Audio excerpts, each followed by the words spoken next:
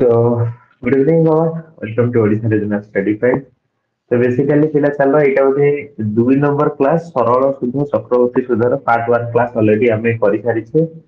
YouTube ରେ video upload ହେଇନି ମୁଁ ଅପଲୋଡ କରିଦଉଛି କିଛି ସମୟ ଭିତରେ ହେଲା କାଲି ମୁଁ କରିବାର ଥିଲା ଆଜ୍ଞା ବଟ୍ ଆଜ୍ଞା ବ୍ୟସ୍ତ ଭିତରେ କରିପାରିଲିନି। ତ ଚାଲ ତ ପ୍ରଥମ କ୍ୱେଶ୍ଚିନ୍ ବୋଧେ ମତେ ଲାଗୁଛି ନିହାତି ସହଜ question ହେଇଥିବ। ଚାଲ ଦେଖିବା। क्वेश्चन କହିଛି ଅମରେଶ ମାନେ ଧର ଅମରନାଥ ସାର୍ ମାନେ ପାଠ ପଢି ସେ ଚାକିରି କରି ସାରିଲାଣି ସାର୍ ହେଇସାରିଲାଣି ହଉ ଅମରନାଥ ସାର୍ ବାର୍ଷିକ 8% ସୁଧ ହାରରେ 2 ବର୍ଷ ପାଇଁ କିଛି ଟଙ୍କା କରଜ ନେଲା ଏତିକି ବାଟ ଜାଣି ସାରିଲା ପରେ ମତେ ଦିବ୍ୟ କୁହ ତାର ଯୋଉ ଆର ଟା ନେଟ ଆର ଟା କେତେ ହେଇଯାଇଛି ଆଜ୍ଞା ସାର୍ ମାନେ 8% ଥିଲା 2 ବର୍ଷ ତାମାନେ କେତେ ପରସେଣ୍ଟ 10 ଆଁ, 16 ସରି 16 16%।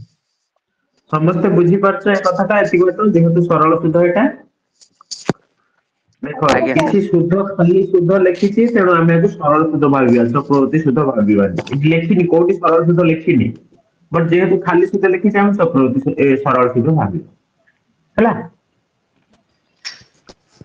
ଅ, ଆଜ୍ଞା ସେ କେବଳ ସେ କେବଳ ସୁଧ ଦେବା ପାଇଁ 240 ଟଙ୍କା ଦେଲା ତାମାନେ କଣ କହିଛି କେବଳ ସୁଧ ସେ 240 ଟଙ୍କା ଦେଇଛି ହେଲା ଓକେ ଏବେ ସେ କେତେ ଟଙ୍କା କରଜ ଆଣିଥିବ ତାହେଲେ ମତେ କହ ସୁଧ ଯଦି 240 ଟଙ୍କା ଦେଇଛି ତାହେଲେ ଏଇଟା କେତେ ପରସେଣ୍ଟ ଏଇଟା ହଉଛି ତମର ମାନେ ନେଟ ଆର ଟା ଏଇଟା ନୁହେଁ କି ସୁଧଟା କଣ ତମର ମୂଳଧନର ଗୋଟେ ପରସେଣ୍ଟେଜ ବାହାରେ ସେଇଟା ଟୋଟାଲ 2 ବର୍ଷର ପରସେଣ୍ଟେଜ ତମେ କେତେ ପାଇଛ ସାର୍ 16 ହଁ ତ କଣ ଡାଉଟ କାହାର ହଉଛି କଣ ମୁଁ ବୁଝିପାରୁନି କାହାର ଡାଉଟ ହଉଛି ସାର୍ ସେ ଯୋଉ 16% ବାହାର କଲେ ସେଇଟା କେମିତି ବାହାର କଲେ yes ଆମେ ବା ପ୍ରତିଦିନ ପଢୁଛେ ସେ ବିଷୟରେ ସିମ୍ପଲ ଇଣ୍ଟରେଷ୍ଟ ଆମର ଆଜ୍ଞା ଆର ଦେଇଛି ଆଜ୍ଞା 8% କହିଛି ଗୋଟେ ବର୍ଷ ଦ୍ୱିତୀୟ ବର୍ଷ 3 ବର୍ଷ 4 ବର୍ଷ 5 ବର୍ଷ ଏମିତି ଯାହାବି କହିଲେ ସବୁବେଳେ ସେଇ 8% ହବନି ମାନେ ଆପଣ ଗୁଣନ 2 କରିଦେଲେ ହଁ ହଁ ଯେହେତୁ 2 ବର୍ଷ କହିଛି ତେଣୁ 16 ହେଲା ଯେ 3 ବର୍ଷ କହିଥାନ୍ତା 24% ହେଇଥାନ୍ତା ଏଇଟା ବା ଆମେ ସବୁ କ୍ଲାସ ରେ ଦେଖିଛେ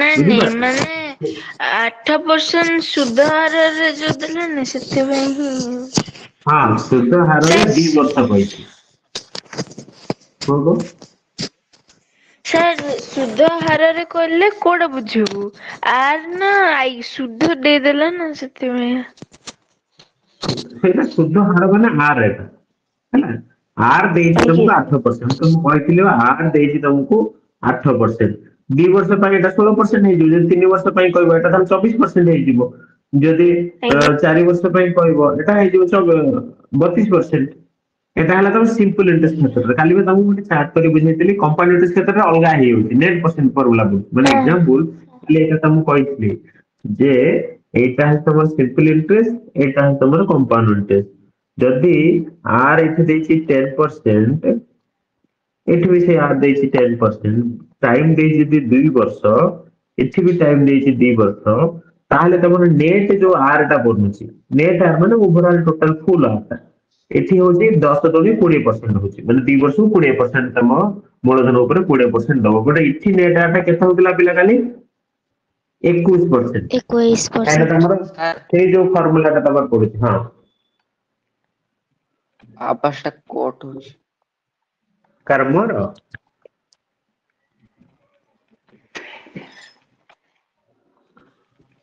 ବୁଝିଗଲା ପିଲା ଏଠି ଆମେ ଡାଇରେକ୍ଟ ସେ କହୁଛି ସୁଧ ହଉଛି 240 ତାହେଲେ ଆମର ସୁଧ ଆମେ ଜାଣିଲେ ଯେ 16% ହବ ସୁଧ କାହିଁକିନା ମୂଳଧନ ଉପରେ 16% ମୁଁ ଦେବି ତେଣୁ 16% ହେଇଗଲା 240 100% କେତେ ତମ ଉତ୍ତର ବାହାରିକି ଆସିବ 1500 ବୁଝିହେଲା ଆଜ୍ଞା ସାର୍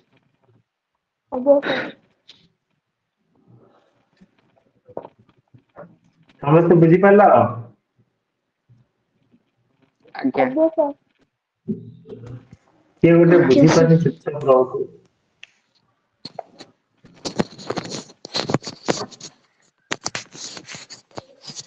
କୌଣସି ମୂଳଧନର 5 ବର୍ଷର ସମୂଳ ସୁଧ 1100 ଟଙ୍କା। ଭଲସେ ବୁଝିବ, ଏଠି ତମର ଟାଇମ ଦେଇଛି 5 ବର୍ଷ। ସମୂଳ ସୁଧ ମାନେ ଏ ଦେଇଛି ଆମାଉଣ୍ଟ, ବୁଝିପାରୁଛ?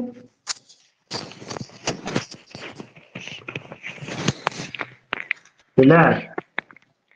ଆଜ୍ଞା ହଁ, ତା ମାନେ ଏଥିରେ ତମର ପ୍ରିନ୍ସିପାଲ ବି ଅଛି ଆଉ ସୁଧ ବି ଅଛି। କ୍ଲିୟର? ଆଜ୍ଞା ସୁଧ ମୂଳଧନର 3/8 ହେଲେ ମୂଳଧନ କେତେ? ଭଲସେ ଶୁଣ, ସୁଧ ମୂଳଧନର 3/8 ହେଲେ ମୂଳଧନ କେତେ? ଭଲସେ ଦେଖ, ସୁଧ ମୂଳଧନର କଣ କହିଛି ଭଲସେ ଦେଖ, ସୁଧ ମୂଳଧନର 3/8 ହେଲେ, ତାହେଲେ ମୁଁ ତମକୁ ଆଗରୁ ପଢେଇଛି, ତାହେଲେ ଏଠି ସୁଧ ହଉଛି 3, ମୂଳଧନ ହଉଛି 8, ଏଇଆ ନୁହଁ କି? ସେତେବେଳେ ମୁଁ କହିଛି ଆଜ୍ଞା ସୁଧ ମୂଳଧନ 3/8 ହେଲେ, ତାହେଲେ ଆକୁ ଯଦି ଆମେ ଭଗ୍ନାଂଶକୁ ଭାଗି କହିବା, ତାହେଲେ ଏଠି ଭଗ୍ନାଂଶ ହିସାବରେ ସୁଧ ହଉଛି 3, ମୂଳଧନ ହଉଛି 8। ଠିକ ଅଛି? ଆଜ୍ଞା ଆଜ୍ଞା ସାର୍। ଆରେ ପିଲା ଦି ଜଣ ହିଁ ଆଜ୍ଞା କହୁଛୁ, ମତେ ଏଇ କଥାଟା ମୁଁ ଆଗରୁ ବହୁତ ଥର ବୁଝେଇଛି ଯେ ଏମିତି ଗୋଟେ ଦେଇଦେଇଛି ତମକୁ, ଆ ଆଜ୍ଞା ସାର୍ ଭିତରେ ଆଜ୍ଞା ତମେ ସାର୍ ମୁଁ ତମକୁ ପଚାରିବି ସାର୍ ହଁ ସୁଧ କୋଉଟା ମୂଳଧନ କୋଉଟା, ତମେ ସିମ୍ପଲି କହିବ ବାଁ ପାଖରେ ଯୋଉଟା ଅଛି ସେଇଟା ଉପର ହବ, ଆଉ ମୂଳଧନ ଟା ଡାହାଣ ପାଖରେ ଅଛି ମାନେ ସେଇଟା ତଳଟା ହବ, ବା ତଳଟା ସବୁଠୁ ବଡଟା ତଳଟା ହବ। ମୂଳଧନ ବଡ ହୁଏ, ଆଜ୍ଞା ସୁଧ କମ ହୁଏ, ମାନେ ସେଇ ହିସାବରେ ୟେସ୍ ତମେ ସାର୍ ୟେସ୍ ସାର୍ କହିପାରିବ। ତାହେଲେ ମୁଁ ଯଦି ସାର୍ ଗୋଟେ ସାର୍ ଭଗ୍ନାଂଶ, କୁହ କୁହ। ସାର୍ ମାନେ ଆପଣ ଯୋଉ ବୁଝେଇଲେ, ଯୋଉ ହେଲେ କ୍ଷେତ୍ରରେ ଯୋଉଟା ଲବରେ ଥିବ ସେଇଟା ସୁଧ, ଆଉ ଯୋଉଟା ହରରେ ଥିବ ସେଇଟା ମୂଳଧନ। ହଁ, ସବୁବେଳେ ସେୟା ନୁହେଁ, ଯୋଉଟା ବାଁ ପାଖରେ ଯୋଉଟା ଅଛି ସେଇଟା ଆମେ ଉପରଟାକୁ ନଉଛେ, ମାନେ ହରଟା ଲବଟାକୁ ନଉଛେ, ଆଉ ଡାହାଣ ପାଖରେ ଯୋଉଟା ଆଜ୍ଞା ଅଛି ସେଇଟା ହରଟାକୁ ନଉଛେ। ସବୁ ଭଗ୍ନାଂଶ କ୍ଷେତ୍ରରେ ଏହା ସାର୍ ହୁଏ। ସେଟା ସବୁବେଳେ ହବ? ହଁ, ସବୁବେଳେ ହବ। ହେଲା, ଆଜ୍ଞା ତ ଏ କ୍ଷେତ୍ରରେ ତମକୁ ଏଇ ଦିଟାକୁ ମିଶେଇ ଦେଲେ ଆମାଉଣ୍ଟ ନୁହଁ କି, ଏଇଟା ସୁଧ ଆଉ ମୂଳଧନ ମିଶିଲେ ଆମାଉଣ୍ଟ ନୁହଁ କି? ଆଜ୍ଞା sir. Yes sir Yes sir ତାହେଲେ ଆଜ୍ଞା ସାର୍ ଆମାଉଣ୍ଟ ଟା ତମ ହିସାବରେ କେତେ, 11 ନୁହଁ କି? ଆଜ୍ଞା ଆଜ୍ଞା କିନ୍ତୁ ସିଏ ତାକୁ କେତେ କହିଛି, 1100 କହିନି? ଆଜ୍ଞା ୟେସ୍ ସାର୍ ୟେସ୍ ସାର୍ ମାନେ ହଁ ଏକା ସଇଲା। 1100 ମାନେ 1100 ସେଠି। ହଁ, ସିଏ କହିଛି ନା, ଆମେ ଦେଖୁଛେ 11, 3 ଆଉ 8 ମିଶିଲେ 11, ବଟ ସିଏ କହୁଛି 1100। ଓକେ, ତାପରେ କୋଶ୍ଚିନ୍ କଣ ପଚାରୁଛି? ସେ ପଚାରୁଛି ମୂଳଧନ କେତେ, ତାହେଲେ ହଁ 100 କୁ ତମ ବାହାର କରାହବ। ହଁ, 100 ସାର୍। ତମ ହିସାବରେ ମୂଳଧନ ତମେ 8 ଦେଖ, ତମେ ତ ମୂଳଧନକୁ 8 କହିଛ, ତାହେଲେ 8 କେତେ ପଚାରିବ, ଏଠି 100 କେତେ ଆଜ୍ଞା କାଇଁ ପଚାରିବ? ଆଜ୍ଞା ପଚାରିଛି ମାନେ ମୂଳଧନ ସାର୍ କେତେ? 800, ସାର୍ 800 ହଉଛି। ହଁ, ମାନେ ବୁଝିପାରୁଛ, ତମେ ଏଠି 100 କାହିଁକି ପଚାରିଲ ନା, ତମକୁ ପଚାରିଛି ମୂଳଧନ, ତମେ ଏଠି ଗାର ମାରି କହୁଛ 8 ବୋଲି। ଆଜ୍ଞା ସାର୍ ସାର୍ ହଁ ଆଜ୍ଞା। ହଁ ଏବେ ବୁଝିହେଲା ସାର୍, ବୁଝିହେଲା ବୁଝିହେଲା। ହଁ, 800 ଏମିତି ବୁଝିପାରିଲ?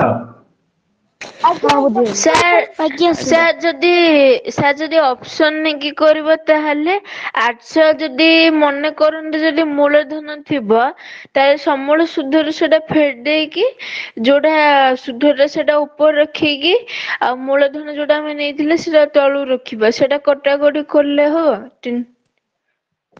ତାହେଲେ ଚେଷ୍ଟା କରିବ, ଟାଇମ ଯିବ, ବଟ ଏଇଟା ହଉଛି ସବୁଠୁ ଇଜି ୱେ, ମୁଁ ଯୋଉଟା କହିଲି। ବୁଝିପାରୁଛ, ଆଜ୍ଞା ଚାରିଟା ଭିତରୁ ଯୋଉଟା କଟିବ, ଯୋଉଟା ଆସିବ ସେଇଟା ହବ ଉତ୍ତର, ବଟ ସେମିତିରେ ଟାଇମ ଯିବ। ଆଜ୍ଞା ସାର୍। ଆଜ୍ଞା ଏଇ ସାର୍ ଆଜ୍ଞା ହଁ,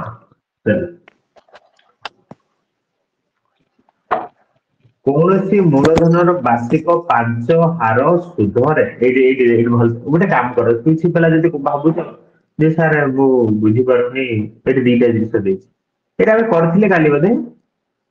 ଆଜ୍ଞା ସାର୍। ନା ନା ହେଇଥିଲା ସାର୍ ଏଟା।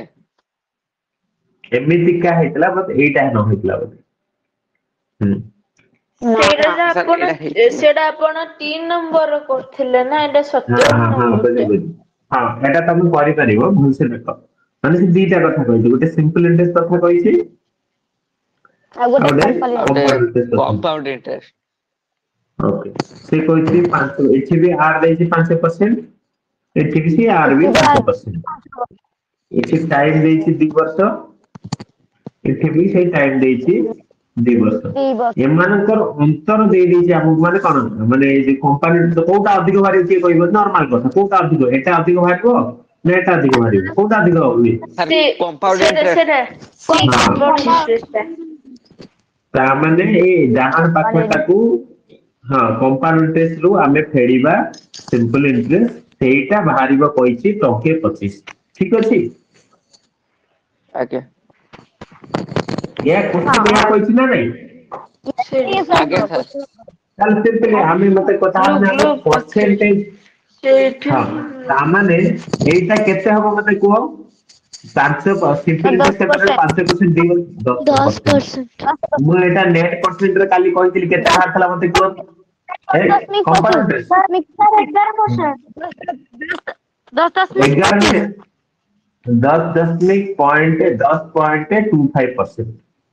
11%। 10.25%। ଆଜ୍ଞା ସାର୍ ଆଜ୍ଞା। ହଁ, ସେ ଯୋଉ ତମ ପରବର୍ତ୍ତୀ ଗୋଟେ ପଇସା। ତମ ହିସାବରେ, ହଁ, ତମ ହିସାବରେ ଅନ୍ତର କେତେ ହଉଛି ଭଲସେ ଦେଖ। 0.25 ନୁହଁ, 25%। ହଁ, 0.25%।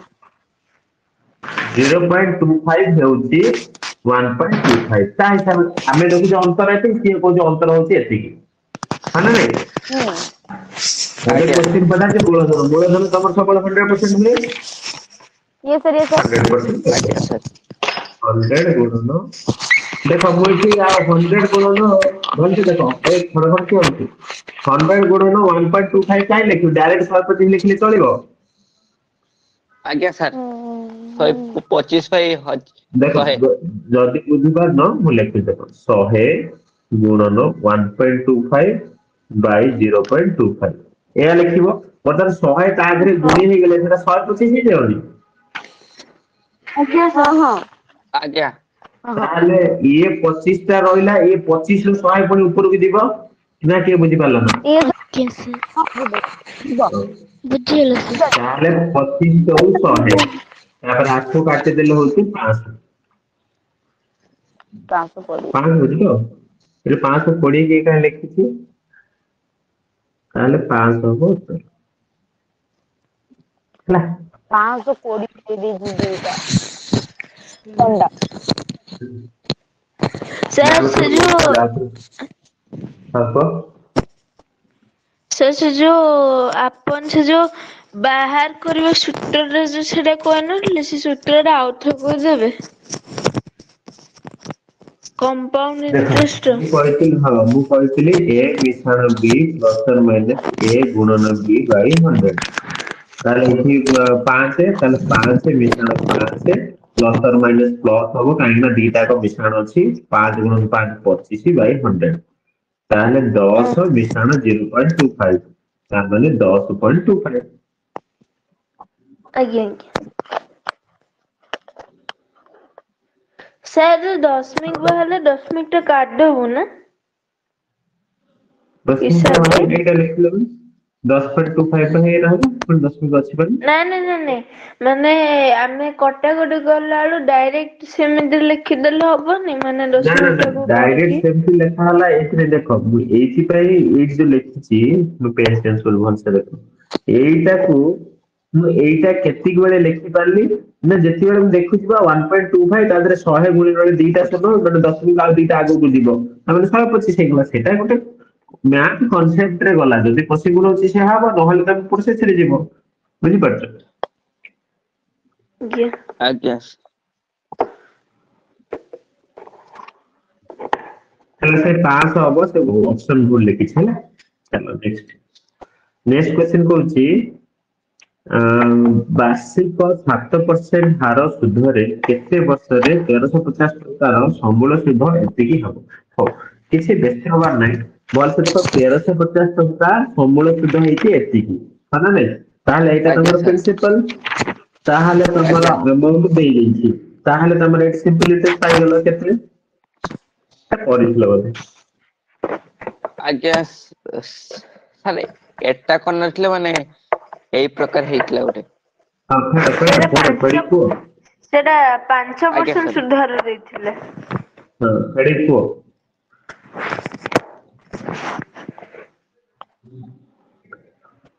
ଏମଡି କୁହ ଫେଡିକି। ଆଜ୍ଞା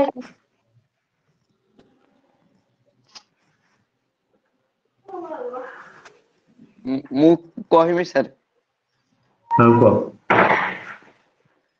236.25 ଏଇଟା ସମସ୍ତଙ୍କର ଆଜ୍ଞା ସାର୍ ହେଇଛି? 236.25 ଆଜ୍ଞା ଆଜ୍ଞା ମୋର ବି ସେଇଆ ହେଇଛି ସାର୍। 25 କହିବନି 2 ହେଲା ଗଲା। ଆଜ୍ଞା ତ ବର୍ତ୍ତମାନ କଣ୍ଡିସନରେ ଆମେ ଏଇଆ ପାଇଲେ ଯୋଉଟା ସିମ୍ପଲ ଇଣ୍ଟରେଷ୍ଟ।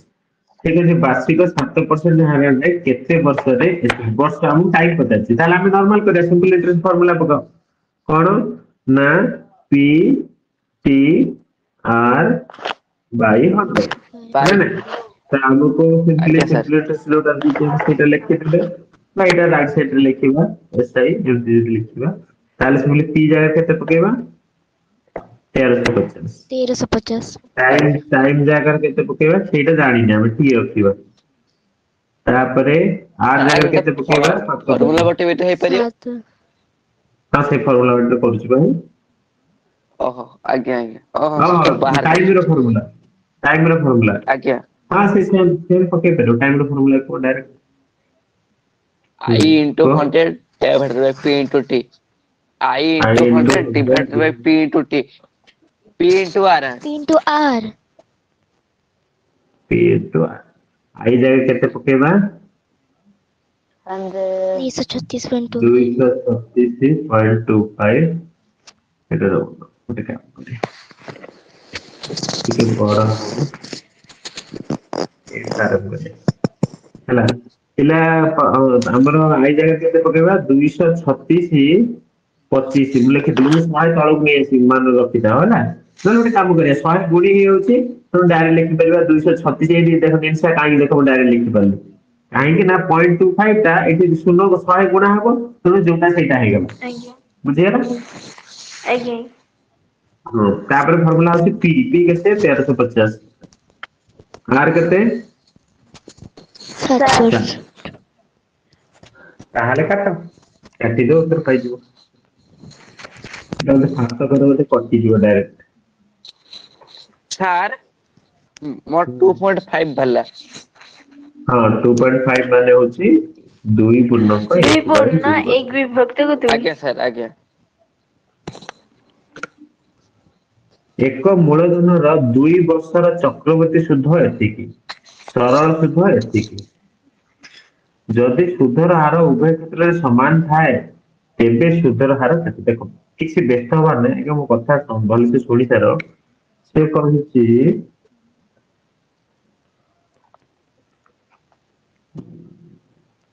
ହୁଁ ହଁ ହଁ ଏହାକୁ କରିବା ପାଇଁ ତମ ପାଖରେ ରାସ୍ତା ହଉଛି, ହଉ ହଁ ଗୋଟେ ପିଲା ମୁଁ ଏଠି ଭଲସେ ଏଠି ମୁଁ ଏଇ କୋଶ୍ଚିନ୍ ସଲ୍ଭ କରୁନି, ବଟ୍ ଏଇ କୋଶ୍ଚିନ୍ ଟାକୁ ବୁଝିବା ପାଇଁ ତମମାନଙ୍କୁ କିଛି ଗୋଟେ କଥା କହୁଛି ଶୁଣ। କୋଶ୍ଚିନ୍ ସଲ୍ଭ କରୁନି, ଜଷ୍ଟ କୋଶ୍ଚିନ୍ ବୁଝୁଛି। ଚକ୍ରବର୍ତ୍ତୀ ସୁଧ ହେଇଛି 52 ଟଙ୍କା, ଠିକ ଅଛି, ତାକୁ ରେଡ କଲି। ଆଜ୍ଞା ସରଳ ସୁଧ ହେଇଛି 50 ଟଙ୍କା, ଠିକ ଆଜ୍ଞା ଅଛି। ସାର୍ ତ ଏଇ କଣ୍ଡିସନ ଭିତରେ ଆଜ୍ଞା ସରଳ ସୁଧ ତମେ କୁହ 2 ବର୍ଷ କଥା କହିଛି, ଇଏ ବି 2 ବର୍ଷ ଇଏ ବି 2 ବର୍ଷ। ଆଜ୍ଞା କୋଶ୍ଚିନ୍ ସାର୍ ଯାହା କହିଛି ମୁଁ ସେଇଆ ଲେଖିଛି। ତାହେଲେ ମତେ କିଏ କହିବ ଏଇ ସରଳ ସୁଧ କ୍ଷେତ୍ରରେ ପ୍ରଥମ ବର୍ଷ କେତେ ହେଇଥିବ, ପୁଣି ସେକେଣ୍ଡ ବର୍ଷ କେତେ ହେଇଥିବ, କିଏ କହିବ? ପ୍ରଥମ ଟା 50, ଦ୍ଵିତୀୟ ଟା 52। ସେ କହୁଛି 2 ବର୍ଷକୁ 50 ହେଇଛି, 2 ବର୍ଷରେ 50 ଟଙ୍କା ତାକୁ ସରଳ ସୁଧ ହେଇଛି, ତାହେଲେ ପ୍ରଥମ ବର୍ଷ କେତେ ହେଇଥିଲା, ସେକେଣ୍ଡ ବର୍ଷ କେତେ ହେଇଥିଲା? ସାର୍ 25 ହଁ କାହିଁକିନା ସରଳ ସୁଧ ସବୁବେଳେ ସମାନ। ଆଜ୍ଞା ସାର୍ ଆଜ୍ଞା ଏଇଟା ତମେ ବୁଝିପାରିଲ। ଚକ୍ରବର୍ତ୍ତୀ କ୍ଷେତ୍ରରେ ତମେ ଟିକେ ଟେନସନ ଲାଗୁଛି, ବଟ୍ ଗୋଟେ କଥା ମନେ ରଖ, ଚକ୍ରବର୍ତ୍ତୀ ସୁଧ ଆରମ୍ଭ ହୁଏ ଦ୍ଵିତୀୟ ବର୍ଷରେ, ପ୍ରଥମ ବର୍ଷରେ ଆରମ୍ଭ ହୁଏ ନାହିଁ। ପ୍ରଥମ ବର୍ଷ ଚକ୍ରବର୍ତ୍ତୀ ସୁଧ ହେଲେ ବି ପ୍ରଥମ ବର୍ଷ ଟା ତାର ସରଳ ସୁଧ ହୁଏ। ଗୋଟେ କଥା ଟା ମୁଁ କଣ କହିଲି ଏବେ ନା ଚକ୍ରବର୍ତ୍ତୀ ସୁଧର ପ୍ରଥମ ବର୍ଷ ସରଳ ସୁଧ ହୁଏ, କଣ କହିଲି? ଚକ୍ରବର୍ତ୍ତୀ ସୁଧର ପ୍ରଥମ ବର୍ଷ ସରଳ ସୁଧ ହୁଏ, ତାହେଲେ କେତେ ଟଙ୍କା ହେଇଥିବ? 25 25 ତାହେଲେ ଆରଟା କେତେ ଟଙ୍କା ହେଇଥିବ କାରଣ ମିଶିକି 52 ଟଙ୍କା ହେଇଛି ଆରଟା କେତେ ହେଇଥିବ କହିଦିଅ ସାଙ୍ଗେ ସତେଇଶ सत्ताईस କେତେ ସତେଇଶ କଣ ପିଲା କଣ କିଏ ବୁଝିପାରୁନି ଭାବୁଛ ଯଦି ତାହେଲେ ମୁଁ ଜଷ୍ଟ ତମକୁ ଗୋଟେ କନସେପ୍ଟ କହିଲି ଯେ ପ୍ରଥମ ସରଳ ସୁଧ କଥା କହିଲି ଏଟା ତମେ କହିଲେ ସାର୍ ଏଟା ଆମେ ଜାଣିଛୁ ଏଥିରେ କିଛି ନାହିଁ ସରଳ ସୁଧ ସବୁବେଳେ ସମାନ ହୁଏ ତେଣୁ 25 ଆର କେତେ ଡାକୁ ଚକ୍ରବର୍ତ୍ତୀ ସୁଧରେ ତମକୁ ଗୋଟେ ନୂଆ କନସେପ୍ଟ ଆଜି ଶିଖେଇଲି ଯେ ଚକ୍ରବର୍ତ୍ତୀ ସୁଧର ପ୍ରଥମ ବର୍ଷ ସବୁବେଳେ ସରଳ ସୁଧ ହେଇଥାଏ ତେଣୁ ଯେହେତୁ କହିଛି ସୁଧର ହାର ଉଭୟ କ୍ଷେତ୍ରରେ ସମାନ ମାନେ ସବୁଆଡେ ସମାନ ତେଣୁ 25 ହବାକୁ ବାଧ୍ୟ ଆଉ ଯେହେତୁ କହିଛି 2 ବର୍ଷରେ 52 ଟଙ୍କା ହେଇଛି ତାହେଲେ ଆମେ ଫେଡି ଦେଇ କହିଥିଲେ ଆର ବର୍ଷରେ ମାନେ ଏଟା ହଉଛି ପ୍ରଥମ ବର୍ଷରେ ହଉଛି 25 ଟଙ୍କା ଦ୍ୱିତୀୟ ବର୍ଷରେ 27 ଟଙ୍କା ସମସ୍ତେ ବୁଝି ହେଇଗଲା ଆଜ୍ଞା ଆଜ୍ଞା ଆଜ୍ଞା ओके सर ତାହେଲେ ସରିଗଲା ଏବେ କୋଶ୍ଚିନ୍ ସରିଯାଇଛି ଆଉ କିଛି ନାହିଁ କୋଶ୍ଚିନ୍ ପଚାରିଛି ତମର ସୁଧର ହାର କେତେ ଏହା ପଚାରିଛି ଆଜ୍ଞା ଆଜ୍ଞା ହଁ ସୁଧର ହାର କେତେ ପଚାରିଛି ଏଇଟା କୋଶ୍ଚିନ୍ ପଚାରିଛି ଯେ ସୁଧର ହାର କେତେ ତ ଆମକୁ ବାହାର କରିବାର ଅଛି ଯେ ସୁଧ ମାନେ କଣ କହନ୍ତି ତାକୁ ସୁଧର କେତେ ଆର କେତେ ବାହାର କରିବାର ଅଛି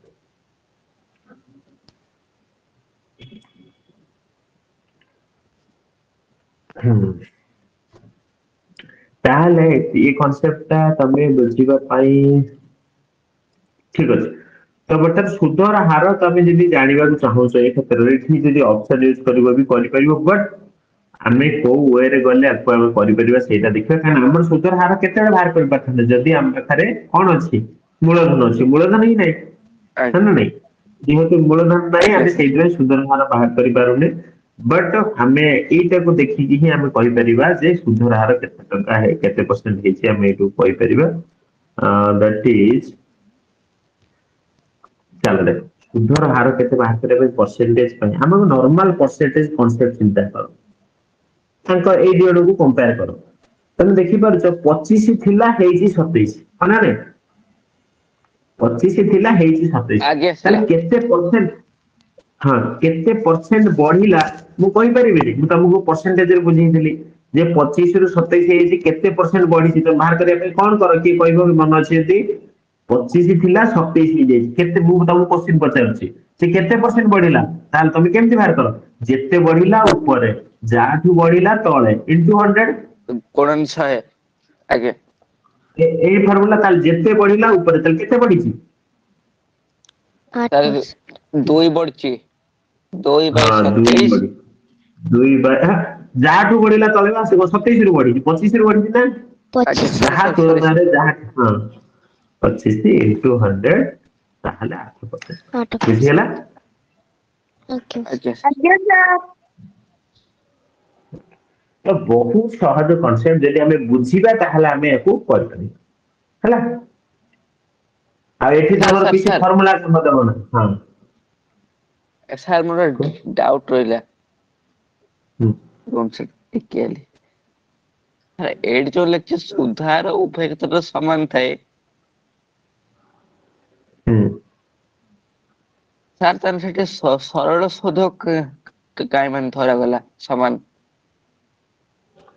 ମୁଁ ସେ ଏକଥା ଉଭୟ କ୍ଷେତ୍ର ମାନେ କୋଉଟା ଗୋଟେ ଚକ୍ରବର୍ତ୍ତୀ କ୍ଷୁଦ୍ରରେ ଯେତିକି ତମର ଆରେ ସରଳ ସୁଧରେ ବି ସେଇ ଆର ସେ ଆଜ୍ଞା କଥା ସେ କହୁଛି ମାନେ ଯୋଉ ଆର ନେଇ ତମେ କଥା ହଉଛ ସେଇଟା ଚକ୍ରବର୍ତ୍ତୀ ସୁଧରେ ବି ଆଜ୍ଞା ସେଇଆ ସରଳ ସୁଧରେ ବି ସେଇଆ ସେ କଥା କହିଛି ସେଇ କଥାକୁ ବେଶ କରିକି ଆମେ ଏଠି 25 ଟଙ୍କା ମାନେ 25 ଟଙ୍କା ରଖିଦେଲେ ନହେଲେ ସେ କଥା ଏଇଟା ଯଦି ନ କହିଥାନ୍ତା ଏ ପ୍ରଶ୍ନର ଉତ୍ତର ବାହାର କରିକି ଦେଇଥାନ୍ତା ବୁଝିପାରୁଛ ଆଜ୍ଞା ଯେହେତୁ ସମାନ ଦେଖି ଆମେ ବାହାର କରିବା ଆମେ ସିଧା ଏଠି ଆମେ ସରଳ ସୁଧକୁ କାହିଁ 25 କରିପାରିଲେ ନା ଏଇଟା ତାର ବେସିକ ଫଣ୍ଡା ଯେ ସରଳ ସୁଧ ସବୁବେଳେ ସମାନ ଯଦି ଏଠି 3 ବର୍ଷ କହିଥାନ୍ତା ତାହେଲେ ଏଇଠି ଆମେ ଏଠି 75 ଟଙ୍କା ଦେଇଥାନ୍ତେ ଆମେ 25 କହିଥାନ୍ତେ ବୁଝିପାରୁଛ ଆଜ୍ଞା ଏଇ ହଉଛି ଆଜ୍ଞା କଥା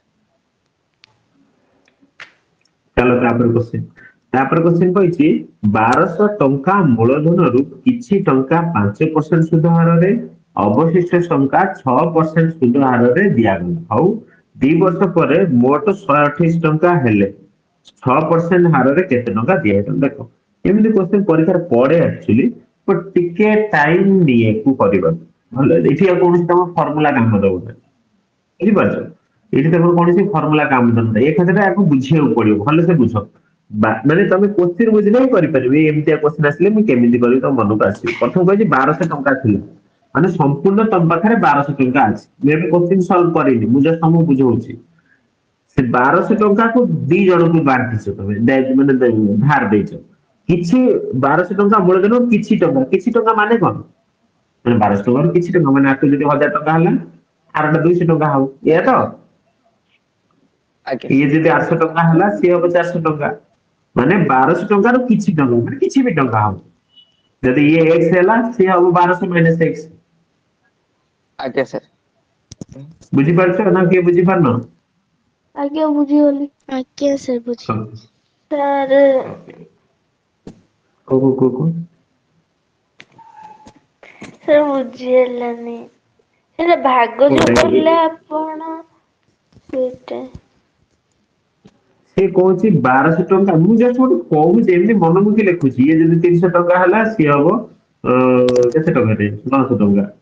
ମାନେ ସିଏ କହୁଛି 1200 ଟଙ୍କାରୁ କିଛି ଟଙ୍କା ତମେ ଆକୁ ଦିଅ, କିଛି ଟଙ୍କା ତାକୁ ଦିଅ। ତ କିଛି ଟଙ୍କା ଯଦି ମୁଁ 300 କହିଦେଲି, ଆରଟା 900 ହବ, କାହିଁକିନା 1200 ଟୋଟାଲ ଅଛି ନା।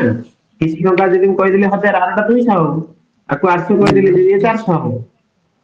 ବୁଝିହେଲା? ଓହୋ ଆଜ୍ଞା ଠିକ ଆଜ୍ଞା ସେମିତି ତାହେଲେ ଆମେ 2 ଜଣଙ୍କୁ ଦବା।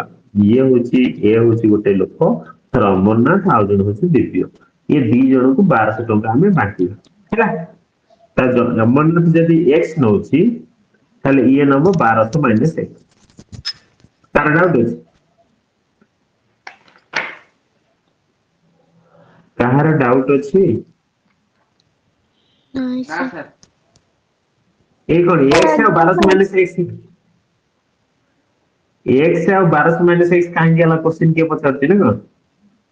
ସାର୍ ଆଜ୍ଞା ମୁଁ ପଚାରୁଛି। ନା ଓ ଓକେ, ଶୁଣ, ମୋ କହିବାଟା ହଉଛି ଟୋଟାଲ ଟା ତମ ପାଖରେ 1200 ଟଙ୍କା ଅଛି। ମୁଁ ଯଦି କହୁଛି ଆଜ୍ଞା 2ଟା ପିଲାଙ୍କୁ ବାଣ୍ଟ, ଅମରନାଥ ଆଉ ହଉଛି ଦିବ୍ୟ, ତାହେଲେ ଅମରନାଥକୁ ଦଉଛି 920 ଟଙ୍କା। ତ ମୁଁ ମନମୁଖୀ, ଆର ପିଲାଟା ଦିବ୍ୟ, ସେ କେତେ ଟଙ୍କା ପାଇବ? ସାର୍ ସାର୍ 1200 ଦେଖନ୍ତୁ ସାର୍। ଦିବ୍ୟ କେତେ ପାଇବ? ସାର୍ ଆଜ୍ଞା 250। 280। ତାହେଲେ କେମିତି ପାଇଲ? ସେଇଟା 1200 ରୁ 920 ଫେରିବା ଦ୍ଵାରା ପାଇଲ ନା ନାଇଁ? ଆଜ୍ଞା। ଆଜ୍ଞା ସାର୍। ଠିକ ସେମିତି ମୁଁ ଯଦି କହୁଛି ଏଇ ପିଲାଟାକୁ x, ତାହେଲେ ଆରଟା ଏଇ 1200 ରୁ ସେ x ଫେରିଲେ ସିନା ପାଇବା। ଆଜ୍ଞା। ହଁ, ତ ସେଇଥିପାଇଁ ମୁଁ ଲେଖିଲି 1200 ମାଇନସ x। ବୁଝିହେଲା? ଆଜ୍ଞା ବୁଝିଗଲି। ତାହେଲେ ଏ 2 ଜଣଙ୍କୁ ବାଣ୍ଟିଛି। ତାହେଲେ ଏଇ ଅମରନାଥ ଯିଏ, ସେ 5% ସୁଧ ହାରରେ, ଆଉ ଦିବ୍ୟ ଯିଏ, ସେ 6% ସୁଧ ହାରରେ, ହେଲା। ଏଇଆ ତ?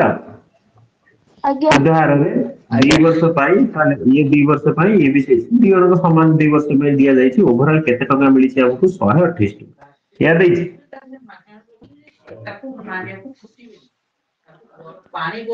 ଓଭରଅଲ୍ ସୁଧ ମିଳିଛି 128 ଟଙ୍କା। ବୁଝି ହଉଛି ନା ବୁଝି ହଉନି? ଆଜ୍ଞା ସାର୍।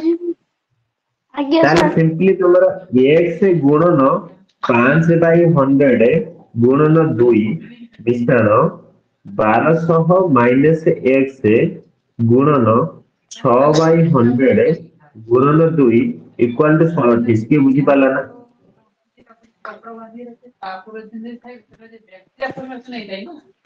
ତମ ଆଜ୍ଞା ସାର୍। 5% ସୁଧ ହଉଛି 5/100, 2 ବର୍ଷ ମାନେ 2 ଗଲା। ମିଶାନ୍ତିନି, କାରଣ ମିଶିକି ସେ କହିଛି ଦେଖୁନ।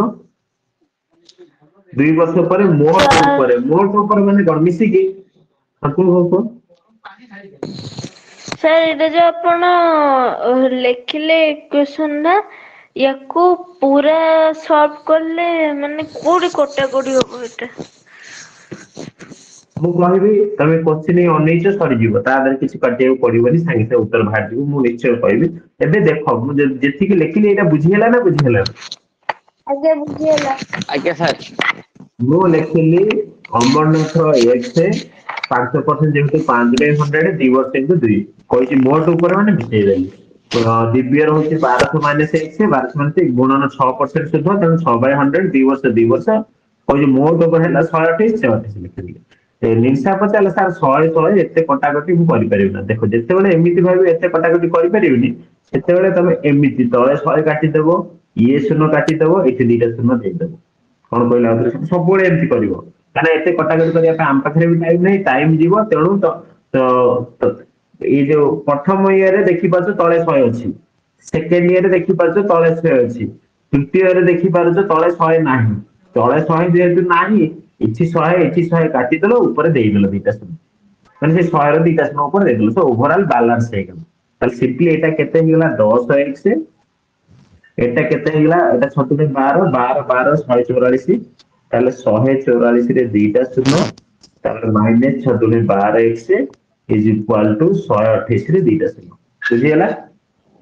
ଆଜ୍ଞା ସାର୍।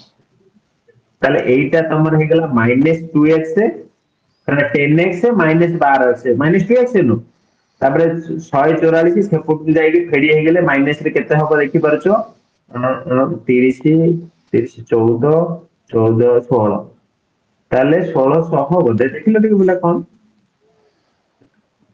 1600 1600 ତ? ଆଜ୍ଞା ସାର୍। ଆଜ୍ଞା। ତାହେଲେ ଏଇଠି ତମେ ପାଇଯିବ x ଇକ୍ୱାଲ ଟୁ କେତେ 800। 800 x 800 ପାଇଗଲ ତ? ଆଜ୍ଞା ସାର୍। କୋଶ୍ଚିନ୍ ପଚାରିଛି x 800 ମାନେ କଣ, ଅମରନାଥ କୁ ମିଳିଥିଲା 800 ଟଙ୍କା, x ଅମରନାଥ କୁ x କରିଥିଲେ ନା 800 ଟଙ୍କା ମିଳିଥିଲା ଅମରନାଥ ନା ନାଇଁ। କୋଶ୍ଚିନ୍ କୁ ଅମରନାଥ କଥା ପଚାରିଛି, କୋଶ୍ଚିନ୍ ପଚାରିଛି 6% ଯାହାକୁ ମିଳିଥିଲା ତାକୁ କେତେ ଟଙ୍କା ଦିଆଯାଇଥିଲା। 400 ତାମାନେ ଦିବ୍ୟ କଥା ପଚାରିଛି, ତାମାନେ ଦିବ୍ୟ କଥା ପଚାରିଛି। ଦିବ୍ୟ ହଉଛି 1200 ମାଇନସ x, ତାହେଲେ 1200 ମାଇନସ x ଜାଗାରେ 800 ପକାଅ। 400 800 400। ବୁଝିଗଲା? ଆଜ୍ଞା ସାର୍। ସାର୍ ଯୋଉ ଆମେ ଏମିତି ତଳେ ସବୁ। ଯୋଉଟା ଆମେ 10x ଟା ନେଲେ ସେଇଟା କୋଉଠୁ ଆଣିବା? ଦେଖ ଏଟା 5 ଆଉ 2 ଗୁଣିଲେ 10 ବା ଆଉ x 10x, ଏଠି ହେଲା 1200 ଥିଲା, ଇଏ ହଉଛି 6 ଗୁଣନ 2 12 12 12 144, 12 ସ୍କୋୟାର କହିଛି ଆଉ ଦିଟା ଶୂନ, 144 ଦିଟା ଶୂନ ହେଲା। ତାପରେ ଏଠି 6 ଦୁଣେ ଆଜ୍ଞା 12 ଥିଲା, 12 ଆଉ x ସହିତ ଗୁଣିଲା, -12 ର x ହେଲା। ବୁଝିପାରୁଛ? ଚେଷ୍ଟା ଏଇଟା ଆମେ ଆଜ୍ଞା ବନ୍ଧକି ଆଜ୍ଞା ସଲ୍ଭ କରୁଛେ। ତାପରେ ଏଟା ତ ମୁଁ ତମକୁ କହିଲି 128 ଦିଟା ଶୂନ କାହିଁକି ହେଲା, ତ ଏଇଠୁ ଦିଟା ଶୂନ କାଟିବି, ସେଠି ଦିଟା ଶୂନ ଯିବ। କେମିତି ହେଲା ଯଦି କୋଶ୍ଚିନ୍ ପଚାରୁଛ, ତାହେଲେ ଏମିତି ହେଲା। ଦେଖ ଏଠି ହରା ହେଇଛି ଇଏ 100, ସେପଟୁ ଗଲେ ଗୁଣା ହେଇଯିବନି। ଆଜ୍ଞା। ହଁ, ଆଜ୍ଞା ତେଣୁ ସାର୍। ଇଏ 100 ଟା ଆମେ କମନ ନେଇଗଲେ, ହରା ହେଇଛି ସେପଟକୁ ନେଇ ଗୁଣି ଦେଲେ, ସର୍ଟକଟ ରେ ଆମେ କରିଦେଲେ। ବେଶୀ ଦେଖୁଛ, ବେଶୀ ଗୁଣନ ଫୁଣନ ହେଇନି, ମାନେ ସୁବିଧାରେ ସଲ୍ଭ କରି ହଉଛି। ପିଲା ଆଉ 3 ମିନିଟରେ କ୍ଲାସ ସରିଯିବ ଆଜି, କାହିଁକିନା ଆଜି ବଡ ପିଲାଙ୍କର କ୍ଲାସ ଆରମ୍ଭ ହବାକୁ ଯାଉଛି। ହଁ, ଆଉ 3 ମିନିଟରେ ସରିଯିବ, କାହିଁକି ନା 9ଟା ବେଳେ ମୁଁ ଆଜି ଟିକେ ଜଲ୍ଦି ମୁଁ ଟିକେ ରହିବି, କାହିଁକିନା ବଡ ପିଲାଙ୍କର ଗୋଟେ ମେନ୍ କ୍ଲାସ ଆରମ୍ଭ ହବାକୁ ଯାଉଛି। ମାନେ ଟୋଟାଲ 3ଟା କ୍ଲାସ ଟାଇମ, 7:45 ରେ ତୁମର, 7:45 ରୁ 8:45, ବଡ ପିଲାଙ୍କର ହଉଛି 9ଟା ରୁ 10ଟା, ତାପରେ ଆଉ ପୁଣି ବଡ ପିଲାଙ୍କର ଅଛି 10ଟା ରୁ 10:30। ତ 3ଟା କ୍ଲାସ ଡେଲି ହବ। ତ ଦେଖିବା କଣ ହଉଛି, ଆଉ ତମମାନଙ୍କର ଆସିଲା କେତେ କାମ। ହଁ, ତ ଏଇଟା ବୋଧେ ଶେଷ କୋଶ୍ଚିନ୍। ତ କୋଶ୍ଚିନ୍ ହଉଛି ବାର୍ଷିକ ସୁଧ ହାର 20% ରେ କୌଣସି ମୂଳଧନର ଏତିକି ବର୍ଷର ସରଳ ସୁଧ ଦେଇଛି, ସେଇ ସର ମୂଳଧନର ବାର୍ଷିକ 12% ସୁଧ ହାରରେ 2 ବର୍ଷର ସରଳ ସୁଧ କେତେ ହବ? ହଉ, ବ୍ୟସ୍ତ ହବାର କିଛି ନାହିଁ, ଏଟା ବୋଧେ ଦୁନିଆର ସବୁଠୁ ସହଜ କୋଶ୍ଚିନ୍, ବଟ ତମକୁ ଆଗେ ବୁଝିବାକୁ ପଡିବ। ଆଜ୍ଞା ସାର୍, ଏଟା ଭଲସେ ହେଇଯିବ। ବୁଝ। ମୁଁ ତମକୁ ଯେମିତି ବୁଝଉଛି, ଯେତିକି ବାଟ ଗାର ଟାଣିଛି ସେତିକି ବାଟ ପଢିକି ମତେ କୁହ କେତେ %।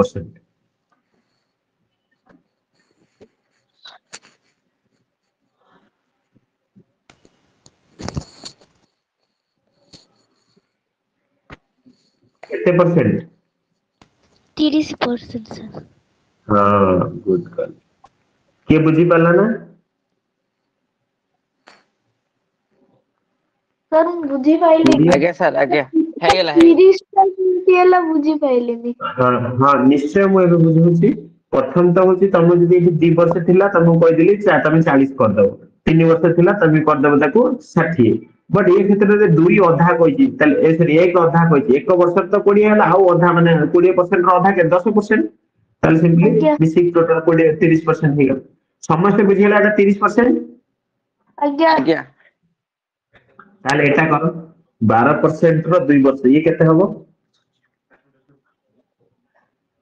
आज्ञा सर 12% रो 2 वर्ष केते परसेंट 24%। 24%। हाँ 24% दीटा क्षेत्र देइछि गोटे 30% होछि गोटे 24 एबे क्वेश्चन पढिसा आउ मूल एबे सरी एइ क्वेश्चन खाली पढिबा वार्षिक सुध हार 20% रे कौनसी मूलधन रो 1 वर्ष 6 मासर सरल सुध एतिकी सेई मूलधन रो 12% रो 2 सरल सुध केते ताहले हमकु ए 30% ता देइ देइछि 360 660 ठीक अछि ताମାନେ हमकु पचारिछि 24% ता केते ମୁଁ କିଛି ଭୁଲ ଲେଖିଛି सर टिके डाउट होइल ହଁ ତାହେଲେ ଯୋଉ ସରଳ ସୁଧ ତମକୁ ଦେଇଛି ନା 660 ଟଙ୍କା ସୁଧଟା ସବୁବେଳେ ଏଇ ପରସେଣ୍ଟେଜ କୁ ନେଇ ବାହାରେ ନା ସାର୍ ବୁଝିପାରିଲେ? ମାନେ 12% ର ମାନେ 12% 2 ବର୍ଷ ସେଇଟା ସବୁ ବୁଝି ହେଇଗଲା ଯୋଉ 12% 20% ର କରିଦେଇଛି। ଏକ ହଁ ପୂର୍ଣ୍ଣ ଏକ ବିଭକ୍ତକ 2 ବର୍ଷ ଯୋଉଟା ନାଇଁ ସେଇଟା ଟିକେ ବୁଝିଗଲାନି ସେଇଟା ବା ତମକୁ ଏବେ ଏଠୁ କହିକି ବୁଝେଇଲି ଯେ ତମର ଏଇଟା ଯଦି 2 ଥାନ୍ତା ତମେ 20% 40 କହିଦେଇଥାନ୍ତ ବଟ ଏଠି 2 ନାହିଁ 1 ଆଉ ଅଧା ଅଛି 1 ପାଇଁ 20 ର 1 ପାଇଁ 20 ପାଇଗଲ ପୁଣି ଅଧା 20 ର ଅଧା 10 ନୁହଁ କି ତାହେଲେ ସେଇଟା 30 ହଉନି କି ଓ ମାନେ ଏଇଟା ଯେତିକି ଏକ ଦେଇଥିବ ସେଟା ଏଇଟା ଅଧା ଏଇଟା ଅଧା ସାର୍ ଯଦି ଅଲଗା କଣ ଭଗ୍ନାଂଶ ଦେଇଥିବ ଯେମିତି କି 1 ପୂର୍ଣ୍ଣ 1 ବିଭକ୍ତକ 5 କି କଣ ସେମିତି ଗଲେ ସେମିତି ଦବନି ଯଦି ଦେଇଥିବ ତାହେଲେ ତାକୁ ବି ଆମେ କରିପାରିବା ଏମିତି ଦେଇଛି ତମେ ଯୋଉଠି କହିଲ ତାହେଲେ 1 ପାଇଁ ଏଇ 1 ପାଇଁ ତମେ ପ୍ରଥମ ତ 20 ଲେଖିଦେଲ ହଁ ନା ନାଇଁ ଆଉ 1 ପାଇଁ 5 20 ରେ 1 ପାଇଁ 5 କେତେ 4 ନୁହଁ 4। ତାହେଲେ ଏଟା ହବ 24 ଓହୋ ଆଜ୍ଞା ଆଜ୍ଞା ବୁଝିହେଲା ହଁ ପାଖାପାଖି 6 ମାସ ଦେଇଥିଲେ ହଁ କୁହ ସାର୍ ଆପଣ ଯୋଉ ଗୋଟେ ବର୍ଗର ଯୋଉ ଗୋଟେ ସୂତ୍ରଟା ଯୋଉ ଗୋଟେ ଟ୍ରିକ୍ ଟା କହିଥିଲେ ଯୋଉ ହଁ 24 ର ସ୍କୋୟାର କି 36 ର ସ୍କୋୟାର ସେମିତି 100 ହଁ ମାନେ ଦୁଇଟି ସଂଖ୍ୟାର ଆମେ ସ୍କୋୟାର ଟା ଜାଣିଥିଲେ କିନ୍ତୁ 3ଟି ସଂଖ୍ୟା 4ଟି ସଂଖ୍ୟା ତା ତ ଆମେ ସୂତ୍ରଟା ଜାଣିନେ ହଉ 3ଟି ସଂଖ୍ୟା ମୁଁ କାଲି ତମକୁ ଶିଖେଇବି ଆଜି ବହୁତ ସମୟ ହେଇଛି ବଟ ମୁଁ କାଲି ଆକ୍ଚୁଆଲି ଶୋଇଛି ରାତି 3ଟାରେ ସକାଳ 7ଟାରେ ଉଠିକି 7ଟାରେ ନୁହଁ 6:30ଟାରେ ଉଠିଛି ରୋଷେଇ କରିବାକୁ ଟାଇମ ହେଲା ନା ଅଫିସ ଗଲି ଦୌଡି ଦୌଡି ଅଫିସରୁ ଭାବିଲି ଜଲ୍ଦି ଆସିବି ଆସି ପାରିଲିନି ଯୋଉ ଟାଇମରେ ଆସିବା କଥା ଆସିକି ପହଞ୍ଚିଲି ବଡ ପିଲାଙ୍କର କ୍ଲାସ କରିବାରେ ସେମିତି ବର୍ତ୍ତମାନ ସୁଦ୍ଧା କାଲିଠୁ ମାତ୍ର 2 ଘଣ୍ଟା ମୁଁ ଶୋଇଛି ତେଣୁ ଅବସ୍ଥା ନାହିଁ ଆଜ୍ଞା ମୋର ତ ସାର୍ କାଲି ଶୋଇବାରେ ଡେରି କଣ ପାଇଁ ହେଇଗଲା ଏବେ ବଡ ପିଲାଙ୍କର କ୍ଲାସ ଷ୍ଟାର୍ଟ କରିବି ତମ ମାନଙ୍କ କ୍ଲାସ ମାନେ ଏତେ ଥର କହୁଥିଲ ମୁଁ କ୍ଲାସ କରୁନଥିଲି ତାପରେ ବୋଧେ କାର ମମି ଫୋନ କଲେ ଆଇ ଡୋଣ୍ଟ ନୋ ବୋଧେ ନିଶାର ମମି ବୋଧେ ଫୋନ କଲେ ତ ଭାବିଲି ହଉ ଚାଲ ଯେତେ କଷ୍ଟ ହଉଛି କରିବା ତ ଯାହା ହଉ ଯେମିତି ହଉ ଆଜି ବୋଧେ 3 ସପ୍ତାହ ହେଲାଣି ମୁଁ ପଢୁଛି ନାଇଁ ଆଜ୍ଞା ତ ଆଜ୍ଞା 3 ସପ୍ତାହ ହେଲାଣି ଆମେ ପଢୁଛେ ସାର୍ ତାପରେ ହଁ କାଲିର କ୍ଲାସ ର ସେ ଭିଡିଓ ଟା ତ ଛାଡିଲିନି ହଁ ହ୍ୱାଟ୍ସଆପରେ ହଁ ମୁଁ ଆଜି ଯାହାହେଲେ ବି ବଡ ପିଲାଙ୍କର କ୍ଲାସ ସରିଲା ପରେ ବଡ ପିଲାଙ୍କର କୋଶ୍ଚିନ୍ ଦେଖିବାର ଆଉ ସେ ପିଡିଏଫ ଟା ବି ଆଉ ଏ ହଁ ହଁ ପିଡିଏଫ ବି ଦେବି ବଡ ପିଲାଙ୍କର କୋଶ୍ଚିନ୍ ବି ତମର ଅଛି ପିଲା ମାନେ ସେଇ ଚାପ୍ଟର ବି ତମର ଅଛି ଆଉ ତମମାନେ ବି ତାକୁ କରିପାରିବ ବହୁତ ସହଜ ହେଲା ଗୋଟେ ଦିଟା କୋଶ୍ଚିନ୍ ବଡ ସାର୍ ବଡ ପିଲାଙ୍କର ପିଏମଏସଟି ଆରେ ନା ତାଙ୍କର ନୁହଁ ତାଙ୍କର ହଉଛି ଏବେ ଯୋଉ ଜବ ବାହାରିନି ଆରଆଇ ତମ ଗାଁର ଆରଆଇ ଜାଣିଛ ସେ ଗାଁର କହୁଛି ଆରାଇ ତମ ମାନେ ସାର୍ ବ୍ଲକର RI revenue inspector RI officer ଥାନ୍ତି ନା ତମେ ଦେଖିନ ତମ ଆଜ୍ଞା ବ୍ଲକରେ ସାର୍ ଆଜ୍ଞା ଥାନ୍ତି ଆଜ୍ଞା ହଁ ସେ ସାର୍ ଆରଆଇ ସାର୍ ମୁଁ ପୋଷ୍ଟ ଦେଖିନି ବାହାରିଛି ଆରଆଇ ପୋଷ୍ଟ ସେଥିପାଇଁ ବାହାରିଛି ହଁ ସେଥିପାଇଁ ପିଲା ପଢିବେ ଆରଆଇ ପୋଷ୍ଟ ର ସାଲେରୀ ହଉଛି କେତେ ଜାଣିଛୁ ପିଲା 60,000 ମାସକୁ ତା ସହିତ ତା ସହିତ ସାର୍ କେତେ ହଁ କୁହ ସାର୍ ମାସକୁ 60,000 ଏତେ ପଇସା? ତା ସହିତ ତମେ ଗୋଟେ ବଡ ଅଫିସର ହବ, ସମସ୍ତେ ଆସିକି ମାନେ ତମ ପାଖରେ ବସିବେ, ତମ ପାଖକୁ ମାନେ ଯେମିତି କଲେକ୍ଟର ଜାଣିଛ କେଡେ ବଡ ପଦବୀ? ଆଜ୍ଞା। ଆଜ୍ଞା ସାର୍। ଡିଷ୍ଟ୍ରିକ୍ଟ କ୍ଷେତ୍ର ହେଇଗଲେ କଲେକ୍ଟର, ଯଦି ବ୍ଲକ କ୍ଷେତ୍ର ହେଇଯିବ ଆର୍ଆଇ, ଏମିତି ଭାବିଦିଅ। ସେ କଲେକ୍ଟର ଭଳିଆ ତାଙ୍କର ସିଚୁଏସନ ହେଲା। ତ ସେମିତି ହେଲେ ସାର୍ ଅନୁପାତ ଏଇ ସମାନ। ଯୋଉ ଏମ୍ସ ର 90,000 ଉପରକୁ। ହଁ, ତ ଅନୁପାତ ସମାନୁପାତ ତମର ବି ଅଛି ପିଲା, ଆମେ ପଢିବା ଆଗକୁ। ତାହେଲେ ଗୋଟେ କୋଶ୍ଚିନ୍ ତମେ କରିପାରୁଛ କି ନାଇଁ ଦେଖିବା। ମୁଁ ଆକୁ ଦେଖିନି କୋଉ କୋଶ୍ଚିନ୍। ଓକେ, କଣ ହେଇଛି ଟିକେ ଦେଖ।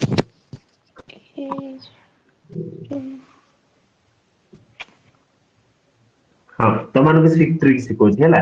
ସେ କହୁଛି ଏଇଟାକୁ ଅନୁପାତ କଣ ତମେ ଜାଣିଛ? ଆଜ୍ଞା ସାର୍। ଆଜ୍ଞା ସାର୍। ତମର ଏଇ ଚାପ୍ଟର ଅଛି, ଆମେ ପଢିବା। ଏଟା ଇଂଲିଶ ଲେଖା ହେଇଛି, ମୁଁ ତାପରେ ଆମେ ଓଡିଆରେ ଲେଖିବା। ସେ କହିଛି ଏ ଅନୁପାତ ବି ହଉଛି 7:9, ହଁ। ବି ଅନୁପାତ ସି ହଉଛି 15:7। ତାହେଲେ ପଚାରିଛି ଆମକୁ କୋଶ୍ଚିନ୍ ଏ ଅନୁପାତ ସି କେତେ ହେଲା। ତ ଏମିତି କୋଶ୍ଚିନ୍ ତମେ ଷଷ୍ଠ ଶ୍ରେଣୀରୁ ପଞ୍ଚମ ଶ୍ରେଣୀରେ ପଢିଛ ପରୀକ୍ଷାରେ, ବଟ୍ ଆମେ ଏତେ ତାକୁ ଏକ୍ସ ୱାଇ ଧରିକି କଲେ ବହୁତ ସମୟ ଲାଗିବ। ତ ସବୁଠୁ ସର୍ଟକଟ ଟ୍ରିକ୍ ହଉଛି ଯାହା କହିଥିବ, କହିଛି 7:9 ଏମିତି ଲେଖିଦବ। ତାପରେ କହିଛି 15:7 ଏମିତି ଲେଖିଦବ ହେଲା। ତା ତଳେ ଗୋଟେ ଗାର ଟାଣିଦବ। ତାପରେ ତମେ ଏମିତି କରିବ। କେମିତି କରିବ? ଏମିତି ଏମିତି କଣ କଲ? ଏମିତି ଗାର ପକେଇବ। ଉଲ୍ଟା ବଜ୍ରଗୁଣ ନା ସାର୍? ଏମିତି ନା ଏମିତି ଏମିତି ଉଲ୍ଟା ଜେଡ ଭଳିଆ ଏମିତି ଗାର ପକେଇବ। ଆଜ୍ଞା ମାନେ କଣ? ମାନେ ହଉଛି 15 କେତେ ଆରେ ଗୁଣା ହଉଛି 15 କେତେ? ସାର୍ 100 105। 105। 105। ତାପରେ ଟା କେତେ? ଏ 15 ନୁହଁ, 15 କେତେ? 135। ତାପରେ 9 କେତେ? 9 ଜ୍ୟୋତିଷ 63। ତାମାନେ ତମେ ଏ ପାଇଗଲ, ବି ପାଇଗଲ, ସି ପାଇଗଲ। ଏ ପାଇଗଲ 105, ବି ପାଇଗଲ 135, ସି ପାଇଗଲ 63। ବର୍ତ୍ତମାନ କହିଲେ ସାର୍ ଅପସନ ତ ନାହିଁ, ଅପସନ ପଚାରିଛି ଏ ଅନୁପାତ ସି ପଚାରିଛି ନା, ତାହେଲେ 105 ଆଉ 63 କୋଉଠି ନାହିଁ ନା, ତାହେଲେ କାଟିକି କୋଉ କଟାକଟି କରିବାକୁ ସାର୍ ପଡିବ। ତାହେଲେ ଏମିତି ଗୋଟେ ସାର୍ ତା ଦେହରେ ସାର୍ କଟୁଛି। ହଁ ହଁ ଏନ୍ସର 1। ହଁ, କା ଦେହରେ କାଟି ହଉଛି କୁହ? ଏନ୍ସର ଟା 1। ଆଜ୍ଞା କା ଦେହରେ କାଟି ହଉଛି ଏଟାକୁ? ସାର୍ 7 ଦ୍ୱାରା ନବ 7 3ରେ 9 63। କରୁନାହାନ୍ତି। କେତେ? 7 କେ 7 7 ପଞ୍ଚା 35। ଓକେ, 7 କେ 7 65। 7 କେ 7 65। 7 ପଡିଗାର 65 ଅଛି? ନାଇଁ ତ 7 7 କେତେ କଟୁଛି? ନାଇଁ ତିନି ସାର୍। 3 ଘରେ କଟୁଛି। କଟୁନି। ସାର୍ 3ରେ କରୁନାହାନ୍ତି, କଟିବି ଯିବ। ଏ ନାଇଁ, 5 6 ଏକାଥରେ ଯୋଉ ଯୋଉ 6। କଟିବ ସବୁଥିରେ କଟିବା ଦରକାର। ହଁ, 3 ଘରେ କଟିବ। ଆଉ ସବୁଥିରେ ତିନି କଟିବ। ତିନି ନଅ। ସାର୍ ସାର୍ ହଁ ହଁ। ସିଏ ଏ ଆଉ ସି ମାର୍କଛି ମାନେ ନା ନା 105 ନା, ଅନୁପାତ ଯେତେବେଳେ 63। ତମେ ଅନୁପାତ କାଟିବ, ଶୁଣ, ଯେତେବେଳେ ତମେ କାଟିବ ସବୁଥିରେ କାଟିବାକୁ ପଡିବ। ଏମିତି ନୁହଁ ଯେ A କୁ B କି କାଟିଦବ, ସେମିତି ନୁହେଁ। ଯାହା କାଟିବ 3 ରେ ଆଜ୍ଞା କାଟିବାଟା ସବୁଠୁ ସହଜ। 3 କରେ କାଟ, 3 3 9, 3 ପଞ୍ଚା 15, 3 ଚଉ 12, 3 ପଞ୍ଚା 15, 3 ଦୁଣେ 6, 3 କେ 3। ତଥାପି ତାପରେ ବି କଟିବ କେତେରେ? ନା କଟିବନି? ସାର୍ ହଁ ସାର୍, ସାର୍ 3 ଦ୍ୱାରା କଟିବ। ନା ନା, ଆଉ କଣ 3 ଦ୍ୱାରା କଟିବ? ଆଉ କଟିବନି। ନା ସାର୍ ନା 5 ନା ନା 4 କଟିବନି ଆଉ ସାର୍। 5 ନା ନା କଟିବନି। ତାହେଲେ ସେ ପଚାରିଛି ଏ ସି, ତାହେଲେ ତମର ଏ ହେଇଗଲା କେତେ? ଏ ପଚାରିଛି ଏ ସି, 35 ତାହେଲେ ଏ ହେଇଗଲା 35, ସି ହେଇଗଲା କେତେ? 21। ଏବେ କାଟି ପାରିବ। 21। ଏବେ କାଟି ପାରିବ। 7 ପଞ୍ଚା 35, 7 3 21। ତାହେଲେ ହେଇଗଲା 5 ଅନୁପାତ। 5 ଅନୁପାତ ସାର୍ ମୋର ସେବାଟେ ବି ଏନ୍ସର ସେୟା ବାହାରିଲା। ହଁ ହଁ, ନିହାତି ନିହାତି, ଏ ଯଦି ସି ସେ ଜାଗାରେ ହଁ, ତ ଏଇଟା ହେଇଗଲା ତମର ଉତ୍ତର। ଠିକ ସେମିତି ଆଉ ଗୋଟେ କୋଶ୍ଚିନ୍ ଦେଖ, ସାଙ୍ଗେ ସାଙ୍ଗେ ଉତ୍ତର ଦେଇପାରିବ। ଏଠି ଟିକେ ଅଲଗା ଦେଇଦେଇଛି। ଅଲଗା ଦେଇଦେଲେ ବି ଏଇଟାକୁ ଆମେ ଏମିତି ଦେଖିପାରିବାନି। ଦେଖ, ଏକ୍ସ ଅଛି, ତଳକୁ ୱାଇ ନେଇ ଆସ, ତାହେଲେ ହେଇଗଲା 1 ଅନୁପାତ 3। ୱାଇ ଗୁଣିକି ଆଜ୍ଞା। ସେପଟୁ ୱାଇ ପଳେଇ ସାର୍ ଆସିଲା ବାମ ପଟକୁ। हाँ y ଟା ତଳକୁ y ପଳେଇବ। ସେପାରେ ଗୁଣା ହେଇଛି y ଗୁଣା ହେଇଛି ସେପାରେ ତ ବସି ଘର ହେଇଗଲା। ଆଜ୍ଞା ଏଠି ସେମିତି y by z ହେଇଯିବ 1/2। ତାହେଲେ ତମ ପାଖରେ ପାଇଗଲ ଗୋଟେ ପାଇଗଲ 1:3 ଆଉ ଗୋଟେ ପାଇଗଲ କେତେ 1:2 ସେମିତି ବାହାର କର ଯେମିତି ମୁଁ କହିଥିଲି। ତାହେଲେ ହେଇଗଲା 1 ତାର କି 3 6। 6 ତ କାହା କଥା ପଚାରିଛି ସେଇଟା ଅଛି ଟୋଟାଲ ସମସ୍ତଙ୍କ କଥା ପଚାରିଛି x y z ପଚାରିଛି। ତାହେଲେ କୋଉଟା ହବ ଉତ୍ତର? 1 3 ଓ 1 3 6 ଏମିତି ସହଜ ତମର ବି ପଡିବ ଏମିତି question। ବଡ ପିଲାଙ୍କର question ଦେଖି ମତେ ନିଦ ଲାଗିଲାଣି। ହଉ apply ଟା ସାର୍ କଣ apply ଟା? ହଁ ନିଶ୍ଚୟ କରିବା ମୁଁ ପ୍ରଥମ କ୍ଲାସ ଆରମ୍ଭରେ କହିଥିଲି ମୁଁ ଆଜ୍ଞା ଆଜ୍ଞା ଯେତିକି ସମୟ ପାଇଛି କାଲି ଦେଖିଥିଲି ବଟ୍ ନା ଆଜ୍ଞା ୟୁଟ୍ୟୁବ ରେ କିଛି ଭିଡିଓ ଆସିଛି ନା ମୁଁ ନିଜେ ଯାଇକି କିଛି ଦେଖିଲି ଯେତେବେଳେ ସେ କଣ ଲେଖିଲା କଣ ସ୍କୁଲ କଣ ଏମିତି ଗୋଟେ ଅପସନ ଆସିଲା ଯୋଉଟା କି ହେଇପାରିବନି ସେମିତି ତ ମୁଁ ରହିଗଲି ବଟ୍ ମୁଁ ଆଜି ରାତିରେ ଆଜ୍ଞା ହେଲା ବଡ ନା ପିଲାଙ୍କର ଆଜି କେତେଟା କ୍ଲାସ ଅଛି? ଆଜ୍ଞା ସାର୍ ଲେଟର କନି ନେଟୱାର୍କ ପ୍ରୋବ୍ଲେମ ନା ଲେଟ୍ କାହିଁ ହେଇଛି ଆମେ ଏପର୍ଯ୍ୟନ୍ତ ଆପ୍ଲାଏ ବି ହେଇନି ବୋଧେ କାହିଁକି ମୁଁ ଆଜି ଆପ୍ଲାଏ କରିବା ଷ୍ଟାର୍ଟ କରୁଥିଲି ସେ ଏମିତି ଅପସନ ଆସିଥିଲା। ଦେଖ ତମର ଥାଏ ଆଜ୍ଞା କୋଉଠି ବିଏସସି ଓଡ଼ିଶାରେ ଦେଖୁଛି ଆଜ୍ଞା ଏକଚାଳିଶ ଦେଖୁଛି ଆମ ସାଇଟ୍ ଟା ହଉଛି ବିଏସସି ଓଡ଼ିଶା। bsodisha.com ବିଏସସି ଓଡ଼ିଶାର ଏଠିକି ଯିବା ଲୋକେସନରେ ଦେଖ ଲେଖା ହେଇଛି କଣ ଦେଖିବା ଆପ୍ଲିକେସନ ଫର ପଠାଣି ସାମନ୍ତ ମ୍ୟାଥମେଟିକ୍ସ ସ୍କଲାରସିପ 2023। ଏଇଠି ପୁଣି ଦିଟା ଅପସନ ଦେଇଛି ଗୋଟେ କହିଛି କଣ ଏମିତି ଦେଇଛି କଣ ପାଇଁ ଦେଇଛି ଏଟା ମୁଁ ଜାଣିପାରୁନି ଜେନେରାଲ ମୁଁ ଏଠି actually ଗୋଟେ ସାଇନ୍ ଅପ୍ କରିଥିଲି କଲା ପରେ ସେ କଣ ଗୋଟେ ଅଲଗା ପ୍ରକାର ଆସୁଛି ସେଇଥିପାଇଁ ମୁଁ ରହିଗଲି ଦେଖିବି ଆଉ ଦେଖିଦବା କିଛି ନାହିଁ ଟାଇମ୍ ଅଛି ଦେଖିବା।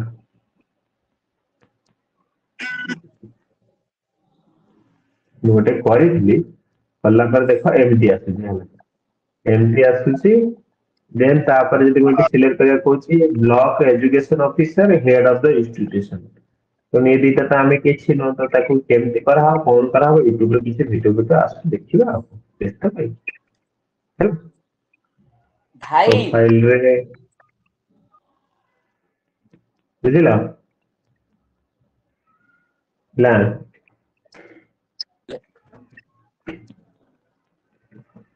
ହଉ ତ ଯାହା ହଉ ଆଜି ଭାବୁଥିଲି ମୁଁ କ୍ଲାସ କରିବିନି ମୁଁ ଭାବିଥିଲି କଣ କହିଲି ତମ କ୍ଲାସ ବନ୍ଦ କରିକି ମୁଁ ଶୋଇପଡ଼ିବି ତାପରେ ଭାବିଲି ଛାଡ ହଉ କଣ କିଏ ଗୋଟେ କ୍ଲାସକୁ ନ ଆସି ଗ୍ରୁପରେ ମେସେଜ କରିଛି କିଏ ଦେଖିବେ ତାହେଲେ ଏ ପିଲାଟା ଟିକେ କ୍ଲାସକୁ ଆସୁନି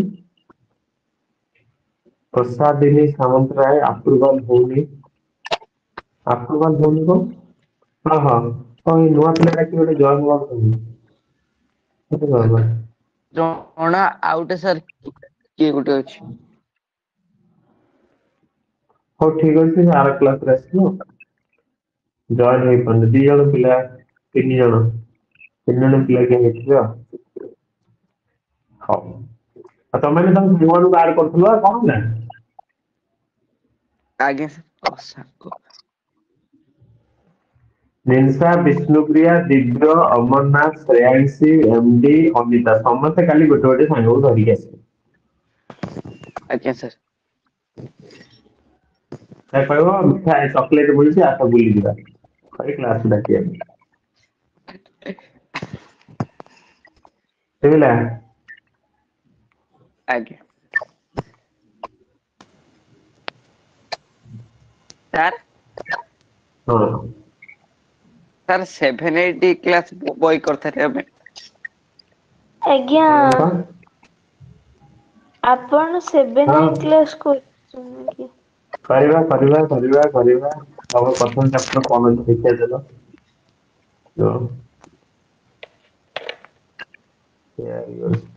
ବଡ ପିଲାଙ୍କ କେମିତି କ୍ଲାସ 7 କ୍ଲାସ୍ ନାଇଁ ସାଢେ 4 କରିଥିଲେ କାଲି ଦେଖିବା କାଲି ହଁ କରିବା ବ୍ୟସ୍ତ ହବନି।